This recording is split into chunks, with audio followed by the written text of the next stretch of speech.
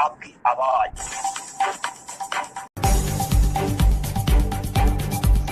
नमस्कार, आप देख रहे हैं इंडिया आज तक टीवी लाइव और मैं हूं आपके साथ विजयलक्ष्मी। खबर यूपी के अमेठी से है, जहां बीते 26 अप्रैल को त्रिस्तरीय पंचायत चुनाव के दौरान जिले के 3 ग्राम पंचायतों में ग्रामीणों ने मतदान कर्मियों से हाथापाई करते हुए मत पेटियों को लूट लिया था, जिसके बाद पुलिस ने कार्रवाई करते हुए मत पेटिका को बरामद किया। लूट करने वाले अभियुक्त को गिरफ्तार कर जेल भेज दिया। चुनाव आयोग के निर्देश पर आज पुनः जामू थाना क्षेत्र के पूरे चितई, गौरीगंज थाना क्षेत्र के बस्तीदई और मोहनगंज थाना क्षेत्र के जनापुर में भारी सुरक्षा व्यवस्था के तहत पूर्ण मतदान हो रहा है। पुलिस गांव में जाकर मतदाताओं को निडर होकर मतदान करने की अपील कर रहे हैं। अपील का असर यह हुआ कि भारी संख्या में मतदाता बूथ पर पहुंचे और अपने मताधिकार का प्रयोग कर रहे हैं। पुलिस व प्रशासन के अधिकारी मतगणना स्थल पर शांतिपूर्ण मतदान के लिए डटे हुए हैं। मतदाता भी मतदान में अपनी रुचि दिखाते हुए बड़ी संख्या में घरों से निकलकर मतदान कर रहे हैं। दोपहर के 1 बजे तक 3 बूथों को मिलाकर मतदान 51% रहा। सर, यहाँ पे आज पुनर्मतदान हो रहा है, क्या है वजह? पूरी चितई में प्रीवियस घटना को देखते हुए आज पुनर्मतदान कराया जा रहा है। यहाँ पे 693 वोटर पंजीकृत हैं, जिसमें लगभग 55% अभी तक वोटिंग हो पड़ चुकी है और मतदान शांतिपूर्वक चल रहा है। सर, जिस दिन घटना हुई तो उसके बाद देखा जा रहा था जो कार्रवाई हुई थी, गांव वालों के मन में कहीं संशय था, उसके लिए आज प्रशासन किस तरह का जागरूक कर रहा है? प्रशासन की तरफ से हमारी पुलिस व्यवस्था यहाँ पे चाक चौबंद है। प्रशासन भी लगा हुआ है दिन भर के लिए और लोगों को घर घर में जाके, गांव-गांव में भी जाके जागरूक किया जा रहा है कि वो आए अपना मतदान डालें। और इससे ये स्पष्ट है कि अभी तक जो है 55% मतदान पड़ा हुआ है, जो कि दिखाता है कि लोग भी निष्पक्ष और निडर होकर आ रहे हैं, अपना मतदान कर रहे हैं। 1 मई से 18 से ज्यादा उम्र के लोगों के लिए वैक्सीनेशन शुरू हो रहा है।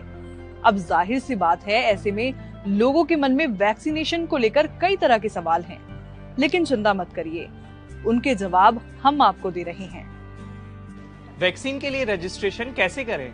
वैक्सीन का रजिस्ट्रेशन आप आरोग्य सेतु ऐप या कोविन पोर्टल पर कर सकते हैं। यहाँ आप अपनी सुविधा से वैक्सीन लगवाने का दिन और समय तय कर सकते हैं।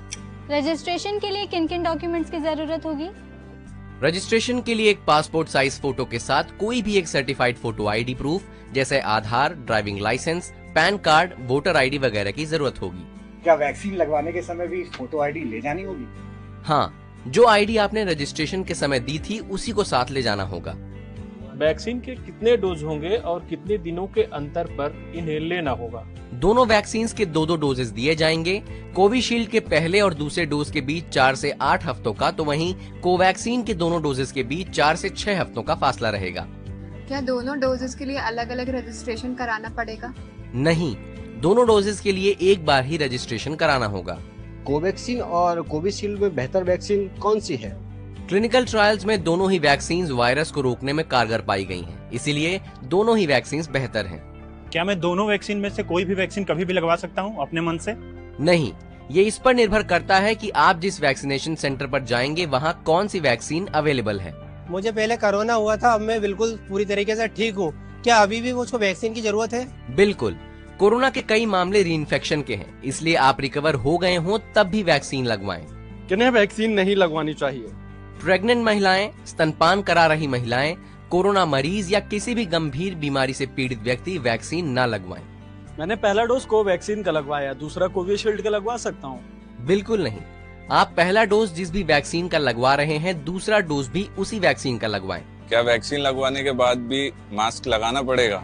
बिल्कुल, वैक्सीन लगवाने के बाद भी पहले की तरह ही सावधानी बरतना जरूरी है। शरीर में एंटीबॉडी बनना कब शुरू होगी?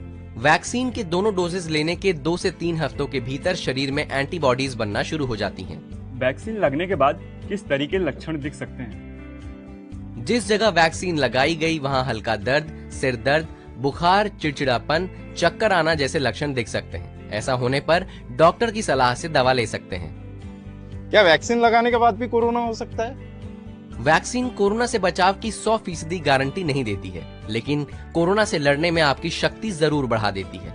वैक्सीन से पीरियड्स पर कोई असर तो नहीं पड़ेगा?